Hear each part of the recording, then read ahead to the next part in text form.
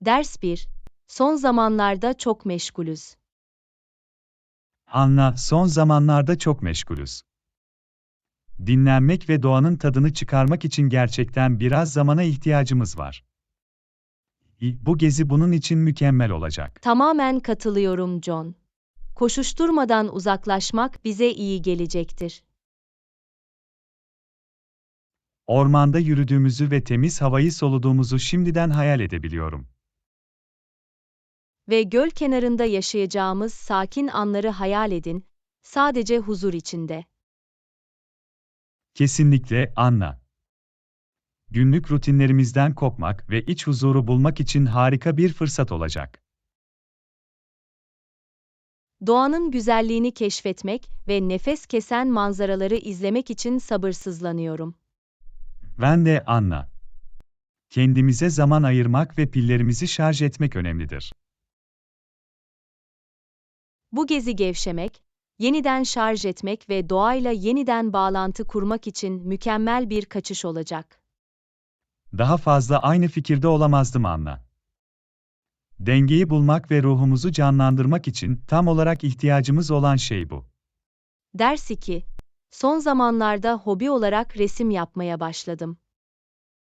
Anla, son zamanlarda hobi olarak resim yapmaya başladım ve bana çok sevinç getirdi. Bu harika, John.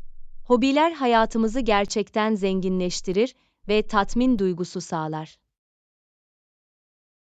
Daha fazla aynı fikirde olamazdım, Anla. Ne zaman resim yapsam, bir sakinlik ve yaratıcılık duygusu hissediyorum. Sevdiğimiz bir şeye katılmanın bu kadar çok mutluluk ve memnuniyet getirebileceği şaşırtıcı. Kesinlikle. Tutkularımızı ve ilgi alanlarımızı keşfetmemize izin veren bir kendini ifade etme biçimi gibidir. Resim yapmak, enstrüman çalmak veya başka bir hobi olsun, günlük rutinimize özel bir kıvılcım katar. Tamamen katılıyorum, Anla. Hobiler bize günlük sorumluluklardan bir mola verir ve bize neşe getiren şeylere odaklanmamıza izin verir. Küçük bir kaçış gibiler, gerçekten sevdiğimiz bir şeyden yeniden şarj olmanın ve ilham bulmanın bir yolu. Basit bir hobinin hayatımıza bu kadar pozitiflik ve tatmin getirebileceği inanılmaz. Bu yüzden hobilerimiz için zaman ayırmak ve bize mutluluk getiren etkinliklere öncelik vermek önemlidir. Daha iyi söyleyemezdim, Anla. Hobilerimizi kucaklamaya devam edelim ve hayatımızı zenginleştirmelerine izin verelim. Ders 3. Oturma odanla yaptıklarına bayılıyorum. Anna, oturma odanla yaptıklarına bayıldım. Şimdi çok farklı görünüyor. Teşekkür ederim, John. Birkaç küçük değişiklik yaptım ve tüm odayı nasıl dönüştürdüğü şaşırtıcı. Haklısın, Anna. En küçük ayarlamaların bile nasıl büyük bir etki yaratabileceği inanılmaz. Bazen her şey ayrıntılarla ilgilidir. Yeni bir halı, bazı yastıklar ve taze bir kat boya harikalar yaratabilir. Kesinlikle. Yeni bir görünüm elde etmek için her zaman tam bir revizyon yapmanız gerekmediğini gösteriyor. Kesinlikle.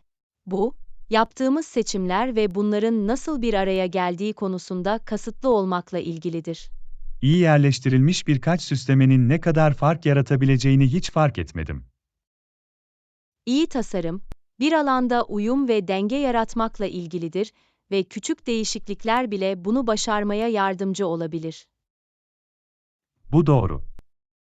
Mobilyaları yeniden düzenlemek veya etkileyici bir parça eklemek gibi basit bir şeyin bir odaya yeni bir soluk getirmesi büyüleyici. Bu yüzden her zaman farklı seçenekleri göz önünde bulundurmaya ve küçük değişikliklerle denemeye değer. İyi bir noktaya değindin, Anna.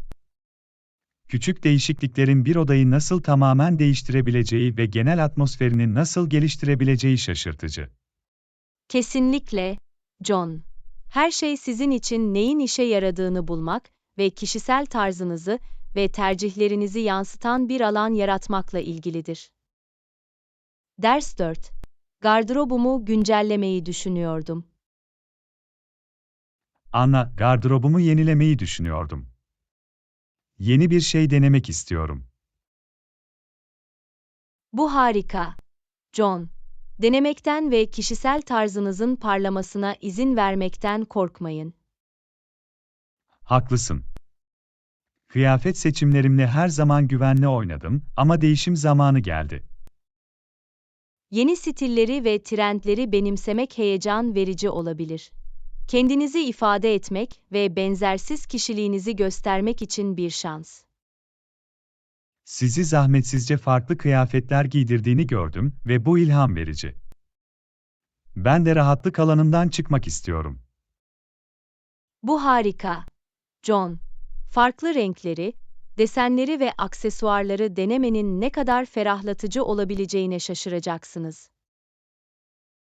Sanırım bu, giydiklerinize güvenmek ve bireyselliğinize sahip olmakla ilgili. Kesinlikle. Moda bir sanattır ve kendi başyapıtınızı yaratma fırsatınız var.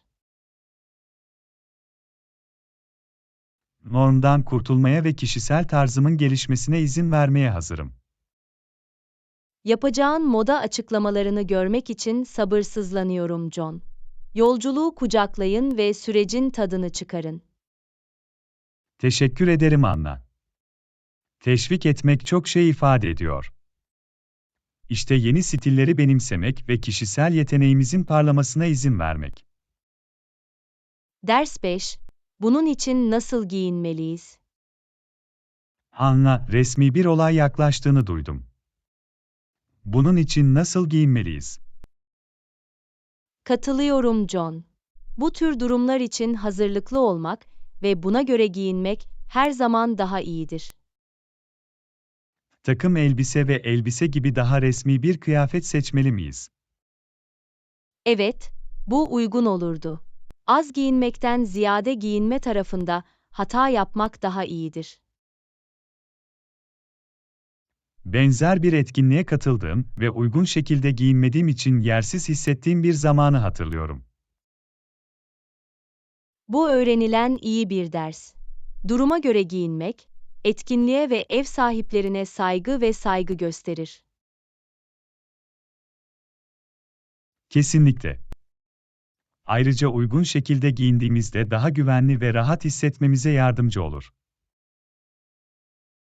Ayrıca, kıyafet kurallarına bağlı kalırken kişisel tarzımızı sergilemek için harika bir fırsat.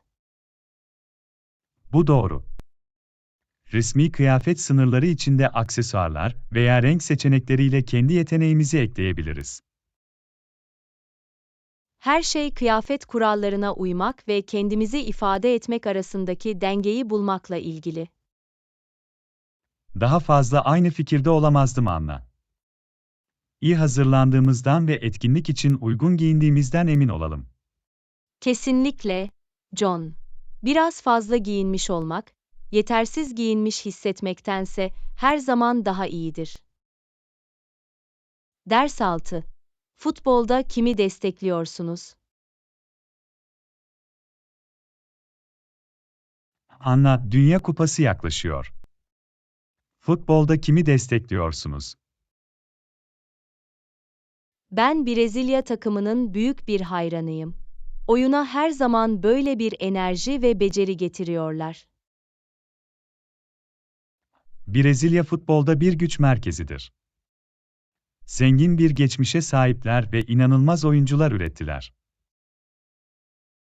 Kesinlikle. Yetenek ve yaratıcılıkla oynama şekillerini izlemek büyüleyici. Her zaman Alman takımını desteklemeye meyilliydim.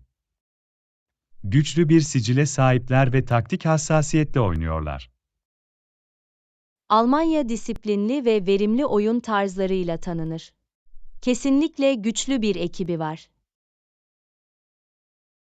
Farklı takımları desteklediğimizde bile futbolun insanları nasıl bir araya getirebileceği ilginç. Sporun güzelliği bu, John. Bir yoldaşlık ve dostça rekabet duygusu yaratır. Gerçekten de. Dünyanın dört bir yanından ekiplerin sergilediği tutku ve beceriye tanık olmak her zaman heyecan vericidir. Maçları izlemek ve farklı takımların büyük sahnede nasıl performans gösterdiğini görmek için sabırsızlanıyorum. Heyecan verici bir turnuva olacak, Anna. Dünya Kupası'nın tadını çıkaralım ve oyunun ruhunu kutlayalım. Ders 7. Meksika ve Tayland mutfağının bir karışımıydı. Anna, dün bu yeni yemeği denedim ve harikaydı. Meksika ve Tayland mutfağının bir karışımıydı. Kulağa ilginç geliyor John. Lezzet kombinasyonu nasıldı? İnanılmazdı. Yemeğin Meksika baharatlarından baharatlı bir tat vardı, ancak Tayland malzemelerinden de bir miktar tatlılık vardı. Bu lezzetli bir lezzet dengesi gibi geliyor. Farklı mutfakların benzersiz bir şey yaratmak için bir araya gelmesini seviyorum. Aynen öyle, Anna. Her iki mutfağın tanıdık unsurlarını tek bir tabakta tatmak keyifli bir sürprizdi. Füzyon mutfağı çok heyecan verici olabilir. Yeni tat duyumlarını ve mutfak deneyimlerini keşfetmemizi sağlar. Daha fazla aynı fikirde olamazdım. Bizi tek bir mutfağın geleneksel sınırlarının ötesine götüren bir mutfak macerası gibi. Farklı baharatların, otların ve pişirme tekniklerinin kombinasyonunun bu kadar uyumlu tatlar yaratabilmesi şaşırtıcı. Kesinlikle. Mutfak dünyasındaki yaratıcılığın ve yeniliğin bir kanıtıdır. Şimdi bu füzyon yemeğini kendim denemeyi merak ediyorum. Hoş bir ısı ve tatlılık karışımı gibi geliyor. Şiddetle tavsiye ederim, Anna. Daha fazlasını istemenizi sağlayacak bir lezzet patlaması. Gelecekte füzyon yemeklerine kesinlikle dikkat edeceğim. Yeni mutfak lezzetleri keşfetmek heyecan verici. Aslında, Anna, yemeğin çeşitli ve harika dünyasını keşfetmeye ve kucaklamaya devam edelim. Ders 8. Çoğu sahip peşin depozito ister. Anna, bir daire kiralamayı düşünüyordum. Çoğu sahibinin peşin depozito talep ettiğini fark ettim. Bu yaygın bir uygulama, John. Sahiplerin mülklerini korumalarının ve bir miktar güvenliğe sahip olduklarından emin olmalarının bir yoludur. Bunu anlıyorum. Yeni bir yere taşınırken göz önünde bulundurulması gereken ekstra bir masraftır. Doğru, ama aynı zamanda kiracıların bağlılıklarını ve sorumluluklarını göstermelerinin bir yolu. Sanırım mantıklı. Depozito, olası zararlar veya ödenmemiş kira için bir koruma görevi görür. Kesinlikle. Sahiplerine gönül rahatlığı sağlar ve mülkün durumunun korunmasına yardımcı olur. Mevduat genellikle kira sonunda iade edilebilir mi? Çoğu durumda, evet. Hasar yoksa ve tüm kira ödemeleri yapılırsa depozito iade edilmelidir. Bunu bilmek güzel. Tam bir geri ödeme sağlamak için mülkü iyi durumda tutmak önemlidir. Kesinlikle. Mekana kendinizmiş gibi bakmak her zaman iyi bir uygulamadır. İmzalamadan önce kira sözleşmesini iyice okuduğumdan ve mevduat koşullarını anladığımdan emin olacağım. Bu akıllıca bir yaklaşım, John. İyi bilgilendirilmiş ve hak ve yükümlülüklerinizin farkında olmak önemlidir. Teşekkür ederim, Anna. Tavsiyeniz değerlidir. Mevduat kiralamak ve bunlarla ilgilenmek söz konusu olduğunda hazırlıklı olacağım. Hoş geldin, John. Yardım edebildiğime sevindim. Harika bir yer ve sorunsuz bir kiralama deneyimi bulmak için burada. Ders 9. Bugün biraz yiyecek almayı düşünüyorum. Anna, bugün biraz yiyecek almayı düşünüyorum. Herhangi bir tercihiniz var mı? Bence her zaman ihtiyacımız olan normal eşyaları almalıyız. Ama fiyatlara dikkat et. Bu iyi bir nokta. Seçimlerimize dikkat etmezsek pahalı olabilir. Kesinlikle. Her zamanki temel ihtiyaçlarımıza sadık kalalım ve gereksiz harcamalardan kaçınalım. Bir plana benziyor. Pekala, biraz da marul alalım. Salata için can atıyordum. Sağlıklı bir seçim, John. Marul yemeklerimize tazelik katacak. Kesinlikle. Çok yönlüdür ve çeşitli yemeklerde kullanılabilir. Ayrıca, genellikle uygun fiyatlı ve kolayca temin edilebilir. Bu doğru. Bankayı bozmadan markette kolayca bulabiliriz. Yine de satın almadan önce kaliteyi kontrol ettiğinizden emin olalım. İyi fikir, Anna. Taze ve gevrek marul aldığımızdan emin olmak istiyoruz. Kesinlikle. Taze ürünler söz konusu olduğunda seçici olmak her zaman daha iyidir. Kabul ettim. Mağazaya gidelim ve salatalarımız için, o marulda dahil olmak üzere ihtiyacımız olan her şeyi alalım. Bir plana benziyor, John. Gidip sağlıklı ve lezzetli yemekler yapalım. Derson, denemem gereken herhangi bir organizasyon hileniz var mı? Anla, düzenli kalmaya çalışıyordum ama bazen bunaltıcı geliyor. Denemem gereken herhangi bir organizasyon hackiniz var mı? Tabii ki, John. Yararlı bir hak, düzenli olarak dağınıklık yapmaktır. Artık ihtiyacınız olmayan veya kullanmadığınız şeylerden kurtulun. Bu mantıklı.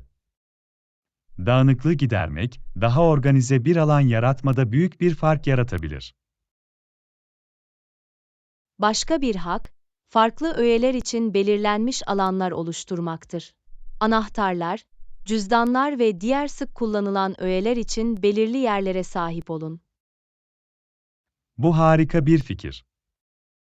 Onları tam olarak nerede bulacağımı bilirsem, bir şeyler aramak için bana çok zaman kazandırır. Öğeleri kolayca kategorize etmek ve tanımlamak için etiketleri veya renk kodlama sistemlerini kullanmayı da deneyebilirsiniz. İşleri düzenli ve kolay erişilebilir tutmanın basit ama etkili bir yolu gibi geliyor. Başka bir hak dijital araçlardan yararlanmaktır. Görevleri ve randevuları takip etmek için uygulamaları veya dijital takvimleri kullanın. Bu iyi bir öneri. Tüm önemli bilgilerimi tek bir yerde tutabilir ve gerektiğinde hatırlatıcılar ayarlayabilirim. Son olarak, bir rutin oluşturun ve ona bağlı kalın. Görevler ve ev işleri için tutarlı bir programa sahip olmak, organizasyonun sürdürülmesine yardımcı olabilir. Bir rutine sahip olmanın günlük hayatıma nasıl yapı ve düzen getirebileceğini görüyorum. Bir deneyeceğim. Harika, John. Bu hakları uygulamak, düzenli kalmanızı ve ihtiyaç duyduğunuzda bir şeyler bulmanızı kolaylaştırmalıdır. Teşekkür ederim Anna. Bu organizasyon hileleri pratik ve yönetilebilir. Onları uygulamaya başlamak için heyecanlıyım. Hoş geldin, John. Yardım edebildiğime sevindim. İşte daha organize ve stressiz bir yaşam için. Ders 11. Yeni bir daire arıyordum. Anna, yeni bir daire arıyordum ama şimdiye kadar şansım yok. Doğru yeri bulmak zor olabilir. Anlıyorum John. Kiralama pazarı rekabetçi olabilir ve mükemmel uyumu bulmak zaman alır. Çevrimiçi listelere göz atıyorum, ancak iyi seçenekler hızlı alınıyor gibi görünüyor. Bu doğru. Kriterlerinizi karşılayan bir yer bulduğunuzda hızlı hareket etmek ve proaktif olmak önemlidir. Ayrıca, herhangi bir seçeneği olup olmadığını görmek için birkaç emlakçıya da ulaştım. Bu akıllıca bir hareket, John.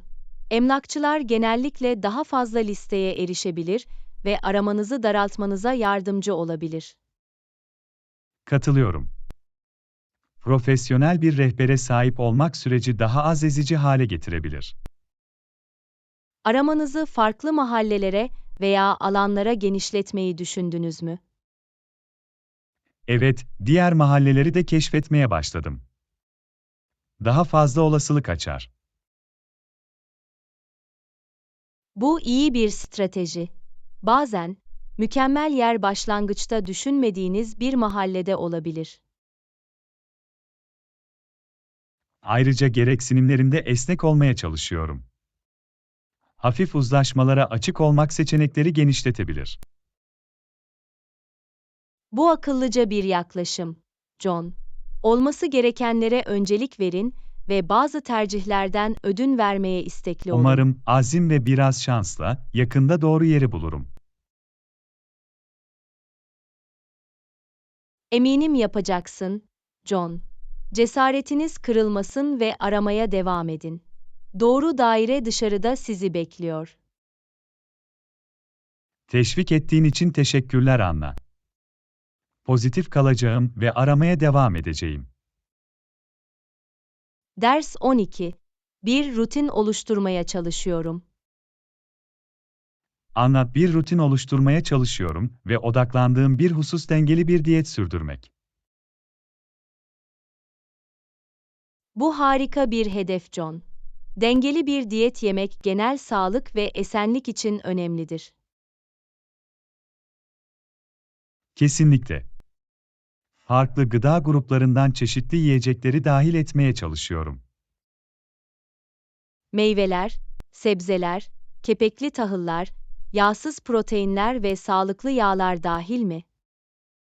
Evet, aynen öyle. Vücudumun ihtiyaç duyduğu tüm gerekli besinleri aldığımdan emin olmak istiyorum. Bu akıllı bir yaklaşım. Vücudunuzu çeşitli besinlerle beslemek önemlidir. Ayrıca işlenmiş gıda ve ilave şeker alımımı sınırlamaya çalışıyorum. Bu iyi bir fikir. Bütün, işlenmemiş gıdalar seçmek daha fazla besin değeri sağlayabilir. Yemeklerimi önceden planlamanın dengeli diyetimde yolda kalmama yardımcı olduğunu görüyorum. Yemek planlaması harika bir stratejidir. Daha sağlıklı seçimler yapmanıza ve dürtüsel yemekten kaçınmanıza olanak tanır. Ayrıca aşırı yemediğimden emin olmak için porsiyon boyutlarının da bilincindeyim. Porsiyon kontrolü anahtardır. Sağlıklı bir kalori alımının korunmasına yardımcı olur ve aşırı tüketimi önler. Bu değişiklikleri yaptığım için mutluyum. Zaten kendimi daha enerjik ve odaklanmış hissediyorum. Bunu duymak harika, John. Vücudunuz sağlıklı seçimlerle beslediğiniz için size teşekkür edecektir. Teşekkür ederim Anna. Bu devam eden bir çalışma, ancak refahım için dengeli bir diyet sürdürmeye kararlıyım. Harika gidiyorsun, John. Çabaya devam edin ve eminim olumlu sonuçlar görmeye devam edeceksiniz. Desteğin için minnettarım Anna. İşte daha sağlıklı bir yaşam tarzı ve kendimize bakmak için. Ders 13. Konfor alanımızdan çıkmak. Anna, konfor alanlarımızdan çıkmanın yeni fırsatlara nasıl kapı açabileceğini düşünüyordum. Bu harika bir nokta, John. Yeni şeyler denemek ve tanıdık olmayan bölgeleri keşfetmek heyecan verici olasılıklara yol açabilir. Kesinlikle. Bazen, tanıdık ve rahat olana bağlı kalarak kendimizi sınırlarız. Konfor alanlarımızın dışına çıkmak, büyümemize, öğrenmemize ve yeni yetenekler ve ilgi alanları keşfetmemize olanak tanır. Tamamen katılıyorum. Kendimize meydan okumak ve yeni deneyimleri benimsemek çok önemlidir. Risk alarak ve yeni zorluklarla yüzleşerek ufkumuzu genişletebilir ve tam potansiyelimize ulaşabiliriz. İlk başta biraz korkutucu olabilir, ancak ödüller ve kişisel gelişim buna değer. Kesinlikle. Rahatsızlığı kucaklamak ve sınırlarımızı zorlamak kişisel ve mesleki gelişime yol açabilir. Ne zaman bir inanç sıçraması attığımda, beklenmedik fırsatlara kapılar açtığını fark ettim. Bunu duymak harika John. Bilinmeyeni kucaklamak hayatımızda olumlu değişiklikler getirebilir. Büyümenin konfor bölgelerimizin dışında gerçekleştiğini hatırlamak önemlidir. Kesinlikle haklısın John. Bilinmeyene adım atmak, kendini keşfetmeye ve yeni başarılara yol açabilir. Yeni fırsatları keşfetmeye ve yol boyunca kendime meydan okumaya devam etmekten heyecan duyuyorum. Bu harika bir zihniyet, John. Bilinmeyeni kucaklamaya devam edin ve gelişmeye devam edeceksiniz. Teşekkür ederim Anna. Teşvik ve bakış açınız çok şey ifade ediyor. İşte yeni fırsatları ve kişisel gelişimi kucaklamak. Ders 14. Bahsettiğiniz teklifi tartışmak istedim. Günaydın, Anna. Geçen hafta bahsettiğin teklifi tartışmak istedim. Günaydın John. Bunu gündeme getirmene sevindim. Ben de bunu düşünüyordum. Harika. Bazı ilginç fikirlerin olduğunu hatırlıyorum. Bana kısa bir özet verebilir misiniz? Tabii ki. Teklif, verimliliği artırmak için iç süreçlerimizi düzene sokmaya odaklanıyor. Kulağa umut verici geliyor. Hedeflemek istediğimiz belirli alanları detaylandırabilir misiniz? Kesinlikle. Ele alacağımız bir alan, iletişim kanallarımızı ve iş akışımızı optimize etmektir. Bu mantıklı. İletişimi geliştirmek, daha etkili bir şekilde işbirliği yapmamıza yardımcı olacaktır. Evet, aynen öyle. Manuel görevleri azaltmak ve zamandan tasarruf etmek için otomasyon araçları da uygularız. Otomasyon kesinlikle üretkenliğimizi artırabilir ve diğer önemli görevler için kaynakları serbest bırakabilir. Ek olarak, daha iyi organizasyon için proje yönetimi stratejilerimizi gözden geçirip geliştireceğiz. Bu önemli. İyi yapılandırılmış bir proje yönetimi yaklaşımına sahip olmak gecikmeleri önleyebilir ve sorunsuz yürütme sağlayabilir. Son olarak, beceri ve bilgiyi geliştirmek için çalışan eğitimi ve gelişimine odaklanacağız. Çalışanlarımızın büyümesine yatırım yapmak sadece onlara fayda sağlamakla kalmayacak, aynı zamanda şirketin genel başarısına da katkıda bulunacaktır. Teklifin değerini gördüğüne sevindim John. Önemli gelişmeler getirebileceğine inanıyorum. Kesinlikle, Anna. Ayrıntıları daha fazla tartışmak ve bu değişiklikleri uygulamaya başlamak için bir toplantı planlayalım. Bir plana benziyor, John. Bir toplantı ayarlayacağım ve sunmak için daha fazla bilgi toplayacağım. Teşekkür ederim Anna. Çabalarınızı takdir ediyorum ve bu konuda birlikte çalışmayı dört gözle bekliyorum. Hoş geldin, John. Bu teklifin sahip olabileceği potansiyel olumlu etki konusunda heyecanlıyım. Ben de Anna. Bunu gerçekleştirelim ve organizasyonumuzu yeni zirvelere taşıyalım. Ders 15. Bu zarif kolyeyi gördün mü? Anna, bu zarif kolyeyi gördün mü? Bu çok hoş. Küçük taş bir zarafet dokunuşu katıyor. Evet, gördüm John. Basit ama güzel. Hassas tasarım oldukça büyüleyici. Bence kız kardeşimin doğum günü için mükemmel bir hediye olur. Zarif ve sade mücevherleri seviyor. Düşünceli bir seçim, John. Böyle güzel ve anlamlı bir hediyeyi takdir edeceğinden eminim. Küçük taş ona ince bir ışıltı verir. Onun tarzını mükemmel bir şekilde tamamlayacağını düşünüyorum. Katılıyorum. Bazen, bir mücevheri gerçekten özel kılan küçük detaylardır. Kolyenin tasarımı da çok yönlüdür. İster gündelik ister resmi olsun, çeşitli durumlarda giyebilir. Bu harika bir nokta, John. Farklı kıyafetlerle kolayca eşleştirilebilen mücevherlere sahip olmak her zaman güzeldir. Öyle düşünmene sevindim. Ben devam edeceğim ve satın alacağım. Mutlu olacağından eminim. Eminim yapacak, John. Düşünceli ve güzel bir hediye seçimidir. Katkıların için teşekkürler, Anna. Fikriniz bir karar vermemi sağladı. Hoş geldin, John. Yardımcı olabildiğime sevindim. Eminim kız kardeşin kolyeyi sevecektir. Yardımın için minnettarım. İşte mükemmel hediyeyi bulmak ve birinin gününü biraz daha parlak hale getirmek.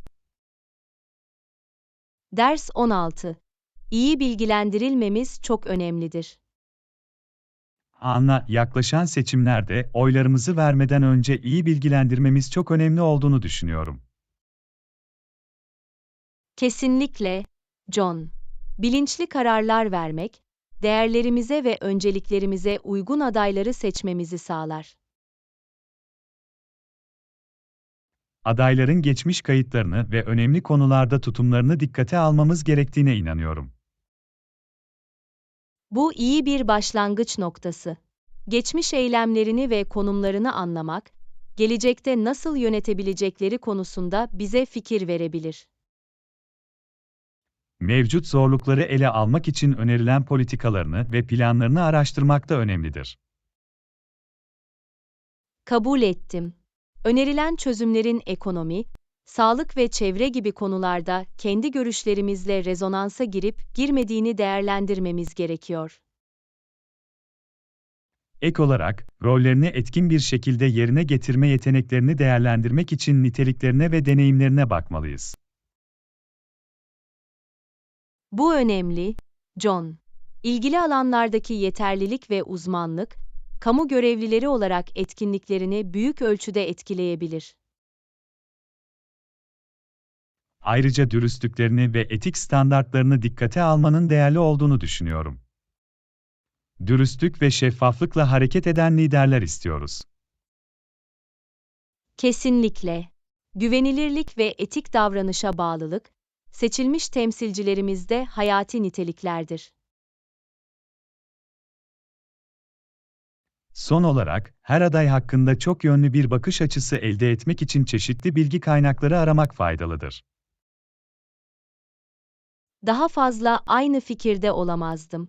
Çeşitli saygın kaynaklara güvenmek, ön yargıdan kaçınmamıza ve daha kapsamlı bir anlayış kazanmamıza yardımcı olur. İyi bilgilendirilerek, değerlerimizde uyumlu ve olumlu değişime katkıda bulunan eğitimli seçimler yapabiliriz. İyi dedin John.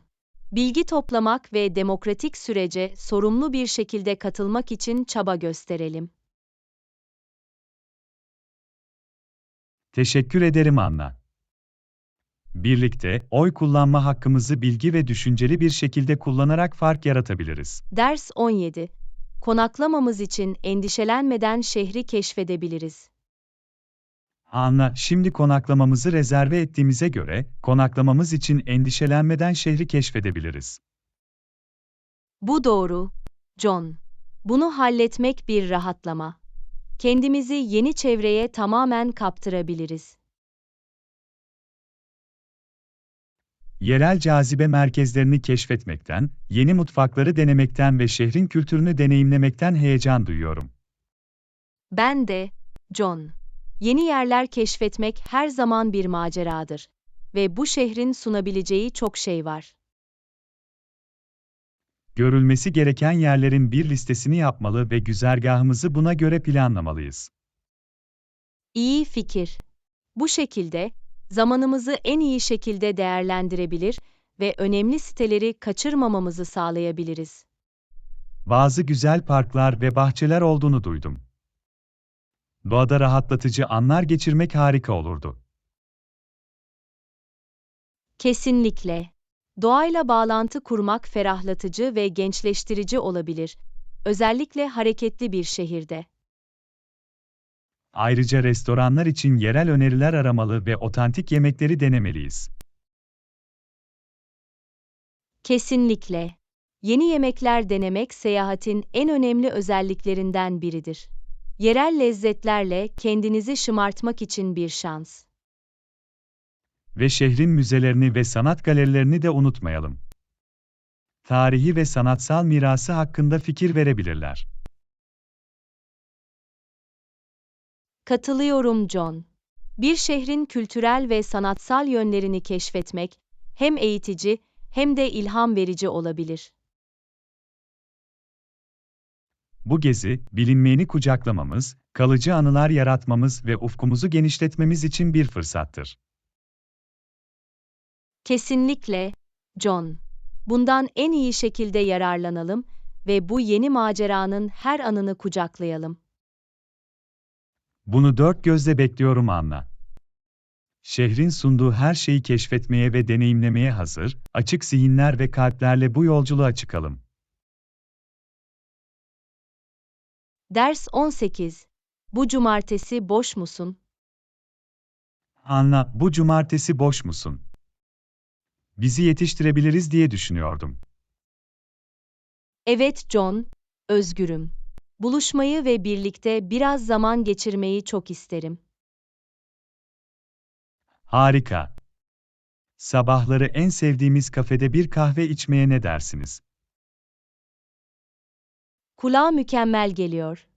Onların lezzetli cappuccino'larını özlüyordum. O zaman çözüldü.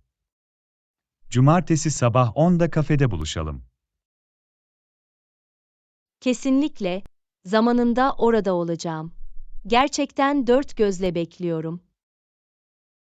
Ben de Anna. Yakalamaya fırsat bulmayalı çok uzun zaman oldu. Kabul ettim. Son zamanlarda neler olup bittiğiyle ilgili size anlatacak çok şeyim var. Her şeyi duymak için sabırsızlanıyorum. Rahat bir sohbet etmek güzel olacak. Kesinlikle. Gevşemek ve birbirinizin arkadaşlığından zevk almak için biraz zaman ayırmak önemlidir. Tamamen katılıyorum. Cumartesi bunun için mükemmel bir fırsat olacak. Görüşürüz John. Tanışana kadar haftanın harika bir geri kalanı olsun. Sen de Anna. Kendine iyi bak, cumartesi günü birlikte kaliteli vakit geçirmek için görüşürüz. Ders 19. Turları önceden ayırtmalıyız. Anna, yaklaşan seyahatimizi düşünüyordum. Sorunsuz bir deneyim sağlamak için turları önceden ayırtmamız gerektiğini düşünüyor musunuz? Bu iyi bir fikir, John. Turları önceden rezerve etmek, bizi uzun kuyruklarda bekleme veya müsaitlik durumunu kaçırma zahmetinden kurtarabilir. Kesinlikle. Seyahat programımızı planlamak ve ilgilendiğimiz aktiviteler için yerlerimizi güvence altına almak harika olurdu. Katılıyorum. Bize gönül rahatlığı verir ve her varış noktasında zamanımızı en iyi şekilde değerlendirmemizi sağlar. Yani, turları önceden rezerve edebilir miyim? İletişim kurmamız gereken bir web sitesi veya seyahat acentesi var mı? Evet, turları genellikle kullandığımız seyahat acentesinden rezerve edebilirsiniz. Mevcut seçeneklere göz atabileceğiniz ve rezervasyon yapabileceğiniz bir web siteleri var. Bu çok uygun. Web sitesine bakacağım ve hedefimizde hangi turların sunulduğunu göreceğim. Acele etmeyin John. Tercihlerimizi ve ziyaret etmek istediğimiz belirli cazibe merkezlerini veya simge yapılarını göz önünde bulundurduğunuzdan emin olun. Yapacağım, Anna. Birden fazla tur için özel indirim veya paket olup olmadığını da kontrol edeceğim. Bu akıllıca bir fikir. Çeşitli deneyimlerin tadını çıkarırken biraz para biriktirebiliriz. İleriyi planladığımıza sevindim. Gezimizi daha organize ve keyifli hale getirecek. Daha fazla aynı fikirde olamazdım John. Her şeyin düzenlenmesi her zaman güzeldir. Böylece anılar oluşturmaya odaklanabiliriz. Tur rezervasyonu yapmaya başlayacağım. Sizinle yeni yerler keşfetmeyi dört gözle bekliyorum. Aynı şekilde, John. Bu geziyi heyecan verici deneyimlerle dolu unutulmaz bir macera haline getirelim. Kesinlikle, Anna. İşte ileride iyi planlanmış ve dikkat çekici bir yolculuk. Ders 20. Mağazada gerçekleşen büyük satışı duydunuz mu? Anna, bu hafta sonu mağazada gerçekleşen büyük satışı duydunuz mu? Oldukça meşgul olması bekleniyor. Evet, duydum John. Bu tür satışlar sırasında mağaza her zaman kalabalıklaşır. Biliyorum, değil mi? Bu kadar çok insanın aynı anda alışveriş yapması biraz bunaltıcı olabilir. Kesinlikle. Ama bence ziyaretimizi stratejik olarak planlarsak, satıştan en iyi şekilde yararlanabiliriz. Bu iyi bir nokta. Daha az kalabalık olduğunda sabah erkenden gitmeye çalışmalıyız. Katılıyorum. Mağaza açıldığında oraya ulaşmak bize huzurlu bir şekilde gezinmek için daha iyi bir şans verecektir. Ayrıca satın almak istediğimiz ürünlerin bir listesini yapmalıyız, böylece odaklanmış kalabilir ve bunalmaktan kaçınabiliriz. Harika fikir. Bir alışveriş listesine sahip olmak, düzenli kalmamıza ve ani satın alımlara kapılmamıza yardımcı olacaktır. Ve rahat giyinmeyi unutmayalım. Kalabalık bir mağazada uzun süre gezinmek yorucu olabilir. Kesinlikle. Rahat ayakkabılar ve giysiler giymek alışveriş deneyimimizi çok daha keyifli hale getirecektir. Ayrıca satış sırasında müşterilere yardımcı olmak için ek personel olduğunu duydum. Herhangi bir yardıma ihtiyacımız olursa bundan faydalanabiliriz. Bunu bilmek güzel John. Herhangi bir sorunuz varsa veya rehberliğe ihtiyacımız olursa, bize yardımcı olacak birini kolayca bulabiliriz. Genel olarak, biraz planlama ve sabırla, yine de satıştan yararlanabileceğimizi ve harika fırsatlar bulabileceğimizi düşünüyorum. Katılıyorum John. Her şey hazırlıklı olmak ve durumdan en iyi şekilde yararlanmakla ilgili.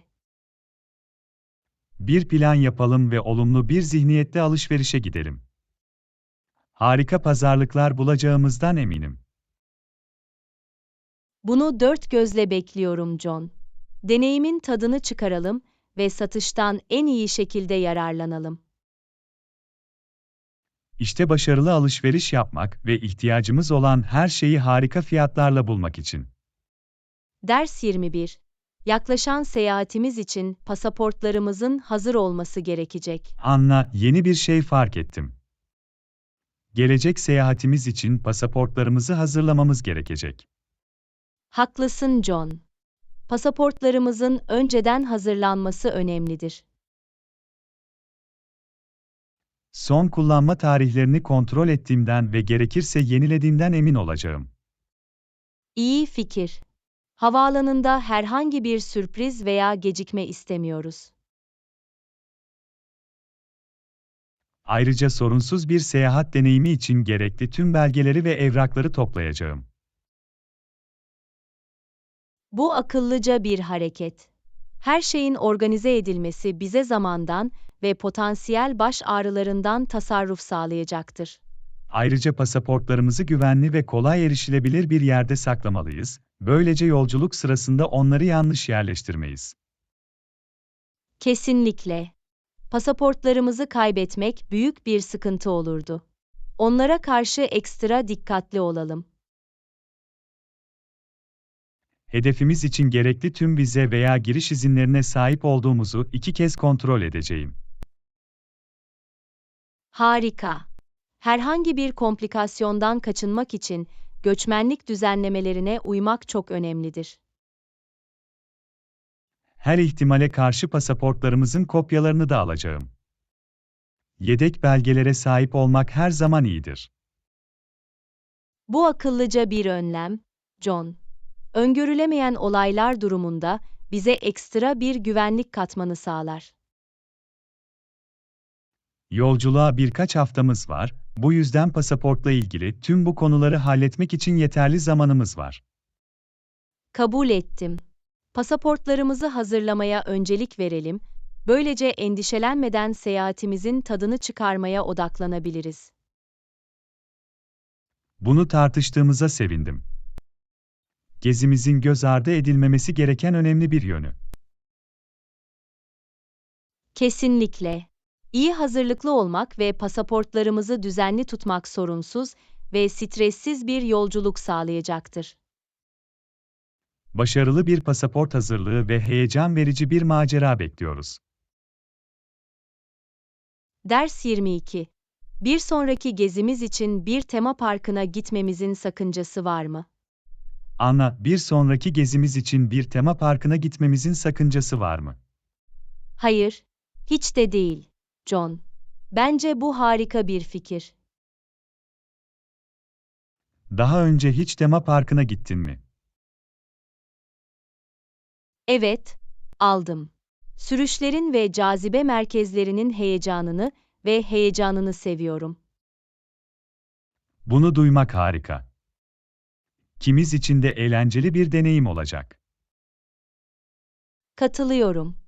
Tema parklarının eğlence ve eğlence açısından sunabileceği çok şey var. Farklı sürüşleri ve cazibe merkezlerini önceden kontrol etmeliyiz, böylece günümüzü buna göre planlayabiliriz.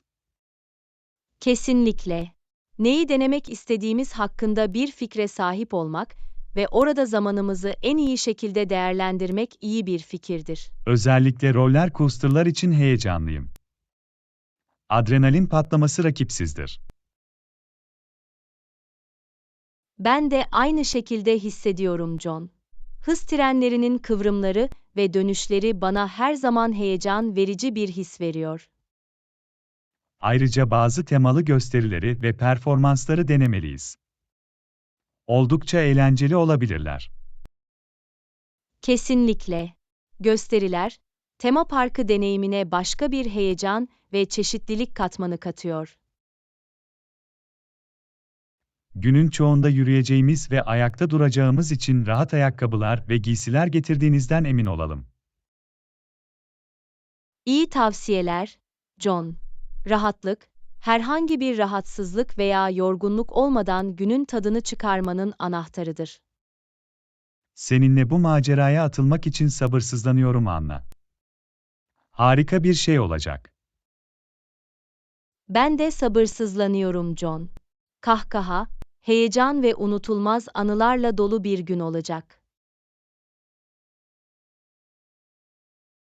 Tema parkında harika bir gün geçirmek ve ömür boyu sürecek anılar yaratmak için. Ders 23. Bu gece birlikte akşam yemeği yemek ister misin? Anna, bu gece birlikte yemek ister misin? Yeni açılan harika bir restoran biliyorum. Kulağa harika geliyor, John. Her zaman yeni yerler denemeye hazırım. Ne tür bir mutfak sunuyorlar? Farklı kültürlerden lezzetleri birleştiren bir füzyon restoranı. Menülerinin oldukça benzersiz olduğunu duydum. Kulağa ilginç geliyor. Sundukları farklı kombinasyonları tatmayı merak ediyorum. Harika. Bizim için bir rezervasyon yapacağım. Sizin için en uygun saat hangisi? Akşamın 7'ye ne dersin? Bu bize rahatlamak ve yemeğimizin tadını çıkarmak için yeterli zaman vermelidir. Kulağa mükemmel geliyor. O zaman akşam 7'ye masa ayırtacağım. Teşekkür ederim, John. Sizinle bu yeni restoranı denemeyi dört gözle bekliyorum. Ben de Anna. Bence harika bir yemek deneyimi olacak. Deneyimlerden bahsetmişken, daha önce hiç müzeyi ziyaret ettiniz mi? Evet, aldım. Müzelerde sanat ve tarihi keşfetmekten zevk alıyorum. Bu harika. Müzeleri farklı sanat türlerini öğrenmek ve takdir etmek için büyüleyici yerler olarak görüyorum. Daha fazla aynı fikirde olamazdım. Müzeler geçmişe ve insanlığın yaratıcılığına bir bakış sağlar. Sevdiğiniz bir müzeniz veya hoşunuza giden belirli bir sanat türü var mı? Favori bir müzem yok ama resimler, heykeller ve fotoğrafçılık gibi çeşitli sanat türlerini takdir ediyorum. Aynı şekilde, John, sanatçıların kendilerini farklı ortamlarla nasıl ifade edebilecekleri inanılmaz. Yakında bir müze ziyareti planlamalıyız.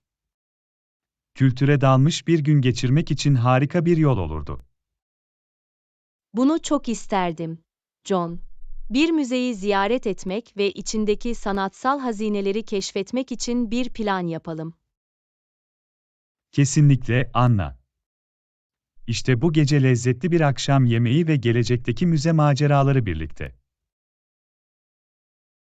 Ders 24. Hiç moda bulvarına gittin mi?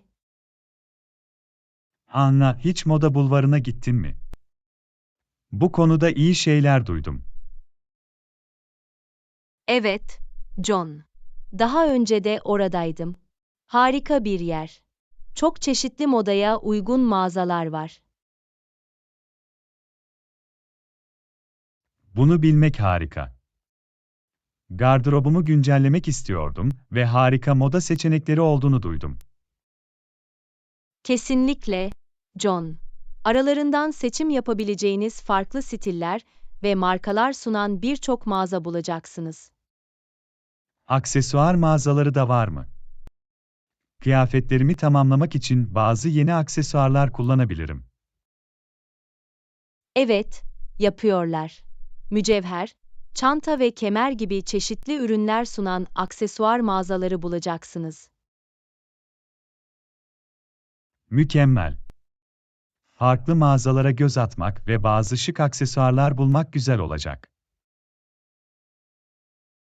Ayakkabı mağazalarına da göz atmayı unutmayın.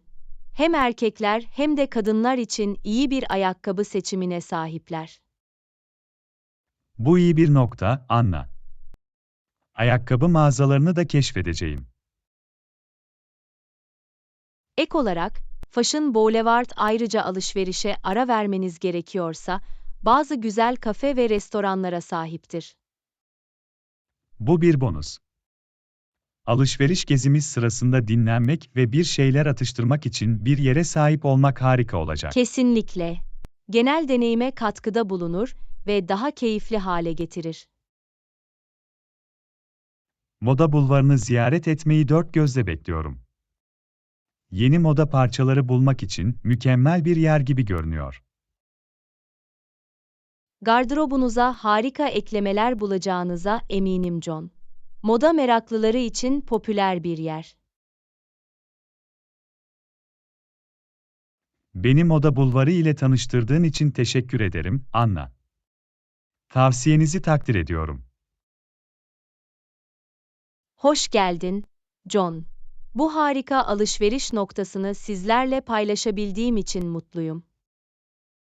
İşte başarılı bir alışveriş gezisi ve Fashion Boulevard'da bazı şık moda ürünleri bulmak.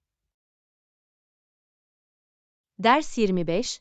Hafta sonu kaçamağımız için Willowbrook'a gideceğimizi duydum. Anna, hafta sonu kaçamağımız için Willowbrook'a gideceğimizi duydum. Yer hakkında bilmem gereken başka bir şey var mı? Willowbrook güzel bir yer, John. Doğal doğa parkurları ve açık hava etkinlikleriyle tanınır. Kulağa harika geliyor. Doğada vakit geçirmekten ve yeni yollar keşfetmekten zevk alıyorum. Şehir merkezinde bazı büyüleyici yerel dükkanlar ve restoranlar da bulunmaktadır. Onları kontrol etmeye değer. Kasabayı keşfetmek ve yerel işletmeleri desteklemek güzel olacak. Yerel mutfağı denemek için sabırsızlanıyorum. Sadece rahat kıyafetler ve ayakkabılar topladığınızdan emin olun.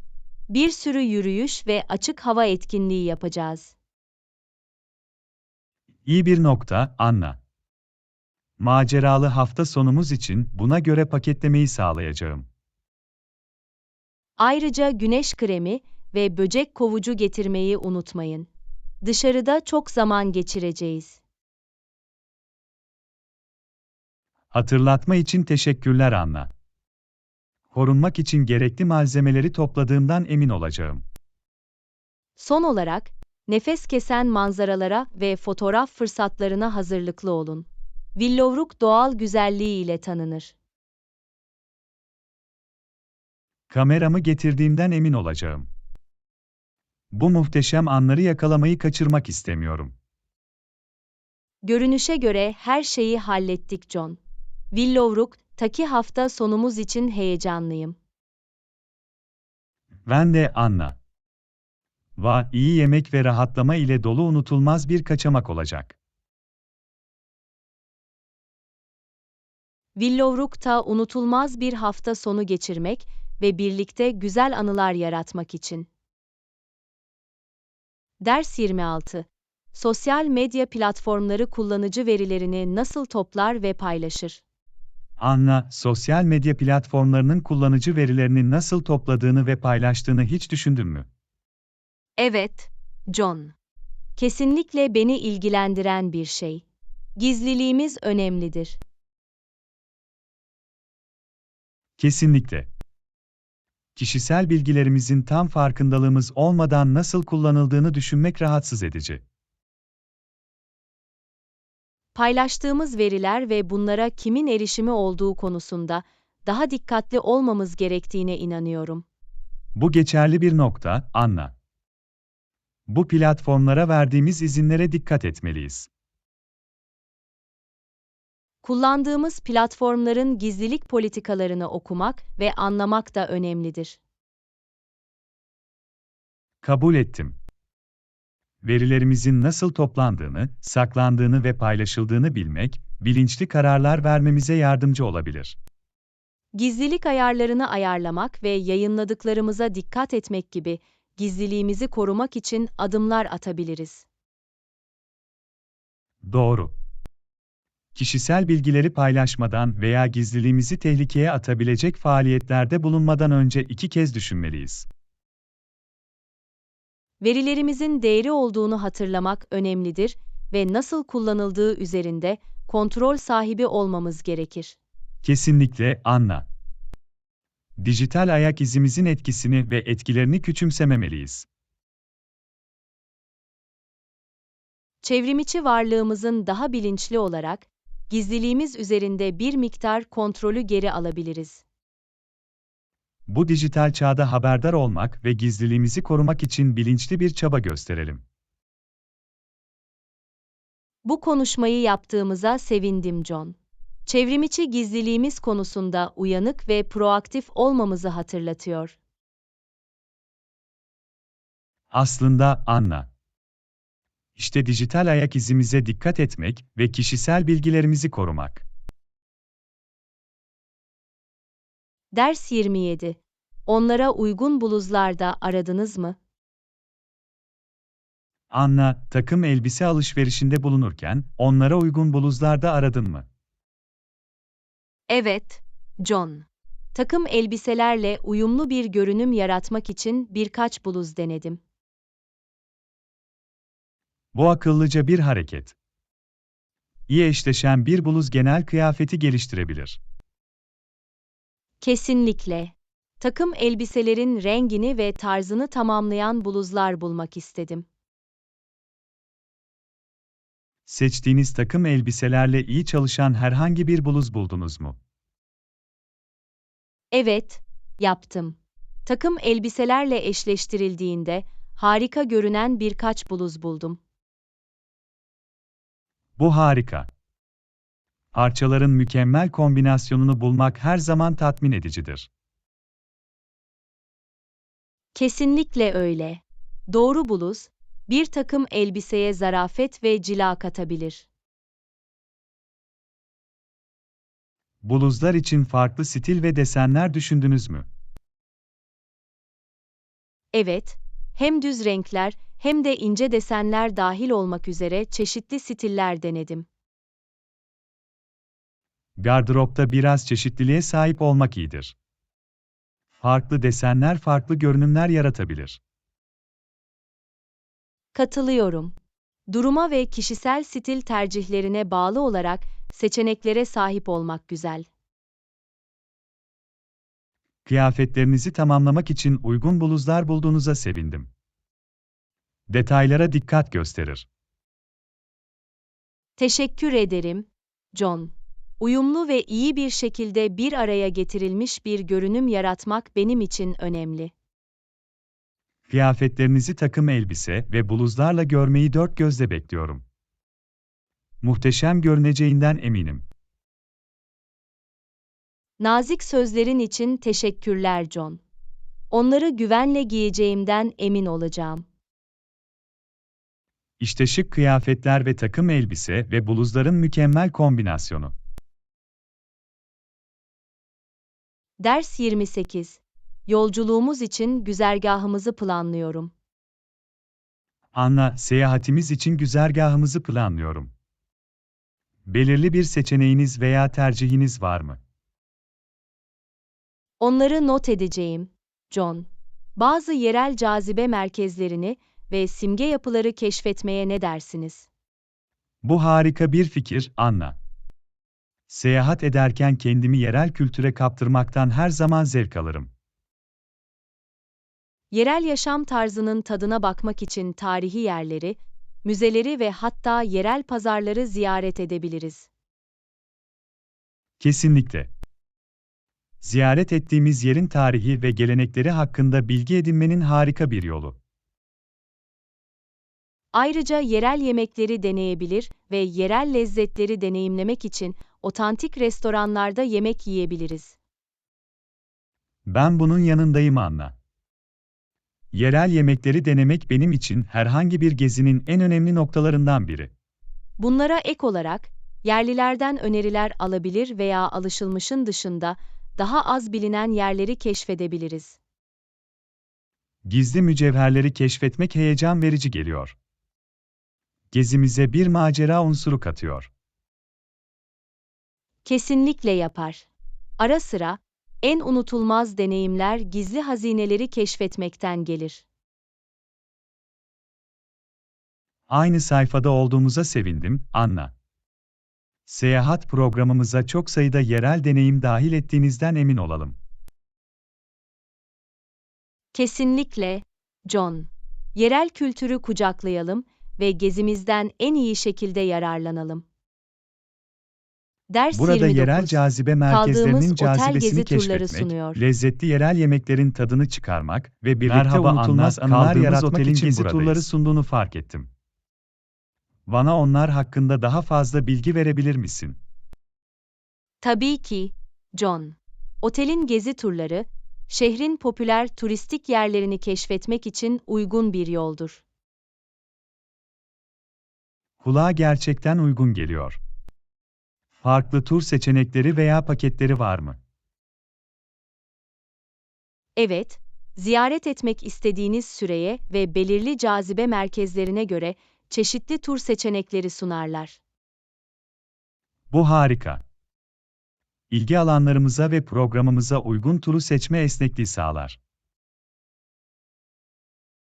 Turlar, Her cazibe merkezi hakkında ilginç bilgiler sağlayan bilgili rehberler tarafından yönetilmektedir. Bir rehberin içgörülerine sahip olmak deneyimi geliştirecek ve ziyaret ettiğimiz yerlerin önemini anlamamıza yardımcı olacaktır. Kesinlikle. Bize etrafı gösterecek ve büyüleyici hikayeler paylaşacak yerel bir uzmana sahip olmak gibi.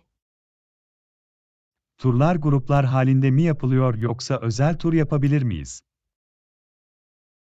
Her iki seçenek de mevcut John. Daha kişiselleştirilmiş ilgiyi tercih edersek bir grup turuna katılabilir veya özel bir tur ayarlayabiliriz. Bunu bilmek güzel. Bize tercihlerimize uygun tur stilini seçme özgürlüğü verir. Ek olarak, otelin gezi turları genellikle pakete bağlı olarak ulaşım ve hatta bazen yemek içerir. Bu çok uygun. Bizi ulaşımı düzenleme zahmetinden kurtarır ve rahat bir deneyim yaşamamızı sağlar. Kesinlikle yapar. Lojistik konusunda endişelenmeden rahatlayabilir ve turun tadını çıkarabiliriz. Tüm bilgileri verdiğin için teşekkürler Anna. Bir gezi turu yapmak şehri keşfetmek için harika bir yol olacağını düşünüyorum.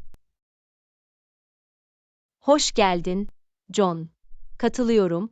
Şehrin önemli noktalarını görmenin uygun ve etkili bir yolu. İşte şehrin güzelliğini keşfetmemizi ve tarihini öğrenmemizi sağlayan heyecan verici bir gezi turu. Ders 30. Sadece ziyaret etmeye değip değmeyeceğini merak ediyorum. Anna, neden soruyorsun? Sadece ziyaret etmeye değip değmeyeceğini merak ediyorum. John, şehirdeki sanat müzesi hakkında harika şeyler duydum. Bu ilginç. Sanat müzesini bu kadar saygın yapan nedir? Müze, hem klasik hem de çağdaş sanat eserlerinden oluşan geniş bir koleksiyona sahiptir. Anlıyorum. Bu yüzden çok çeşitli sanatsal stiller ve dönemler sunar. Kesinlikle. Farklı dönemlerden ve kültürlerden ünlü sanatçıları sergilemesiyle bilinir. Kulağa büyüleyici geliyor. Sanatı takdir ediyorum ve bu kadar çeşitli bir koleksiyon görmek isterim. Dahası, müze genellikle benzersiz ve düşündürücü sanat eserlerini içeren özel sergilere ev sahipliği yapıyor. Bu bir bonus. O her seferinde görülecek yeni ve heyecan verici bir şey olabileceği anlamına gelir. Evet, müzeyi dinamik ve ziyaretçiler için ilgi çekici tutar. Müzede özellikle ünlü olan belirli sanat eserleri veya sanatçılar var mı? Kesinlikle. Müze, Van Gogh, Monet ve Picasso gibi tanınmış sanatçıların ikonik şaheserlerine ev sahipliği yapıyor. Vay canına, bunlar sanat dünyasında efsanevi isimler. Eserlerini yakından görmek inanılmaz olurdu. Gerçekten olurdu John. Müze, bu sanat eserlerinin arkasındaki güzelliği ve yeteneği takdir etme fırsatı sunuyor. İkna oldum, Anna. Sanat müzesi, gezimiz sırasında mutlaka ziyaret edilmesi gereken bir yer gibi görünüyor. Böyle düşünmene sevindim John. Hem sanat meraklıları hem de yaratıcılığı takdir edenler için harika bir deneyim olacak.